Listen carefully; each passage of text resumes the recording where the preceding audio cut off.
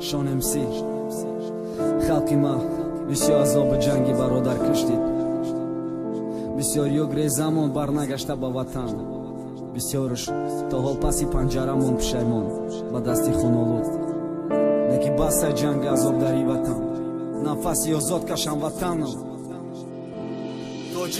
زمینی ته زمان خور خاص خاک جنگ بد، زمینی ته زمان رنگی یک میدان جنگ بد. امری تیفلی گهواره برابری امری پیر بد، در گوشی تیفل صدای یلان صدای تیر بد. مردمت بخونه شید به در تیر زشید، جان بالا بامد بچوره مردمت گریزه شید. روی دستی خود مرده برادری خود کشاندن، برای خود نباد بدی یا حالیات شاندن. وقتی که قوه سیمی بدخواه ماده کشید، وطن رنگی پلیگان شید. چیکارا در دروشی ریختنی خونی هم وطن. کودکای به پدر اشکی به استی مادر، زنای گم کرده شوهر، میلیاردها و شر بی اقتصادی پراکنده میلاد. دست دادم شاعر و علیم و آدمای به علم، تا جیگای وطن میگریخت پرتافته فرزند زن. شبا آبی چشم استیده میدید احوالی وطن شه. نبود وجبی زمین که آلوده خون نباشه، نبود یگان آدمی که ترس در درون نباشه. بماندن در این وطن امیدی زندمانی نبود، زنده کلمه میگرداند مرده ها ارمانی بود. مانندی سهراب و رستم جنگی فرزند پدر کش مورا با فیره دادنه. دی جنگ کدن خوش با محل چیگی مورا تقسیم کدن، قاتل کدن بندید کدن، کلابی و خرغنی و پامیری و غرمی کدن. وطن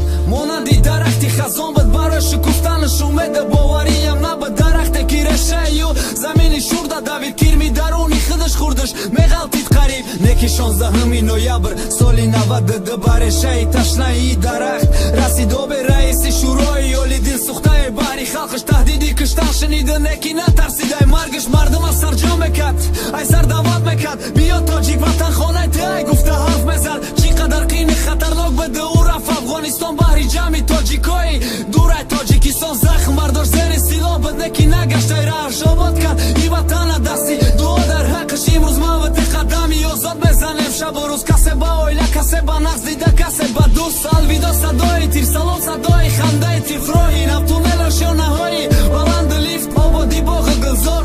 مردمی صاحب کار دیگه نمیترسه ای وطن تجارت کار. روز هزاری نان بده محازی دسترخانی پر، نانی گرمی پخته با دستای مادری خود. انشالله ما دیگه جنگ نمیبینیم در وطن، ما خلقی ما راهنما دارد امام علی رحمان.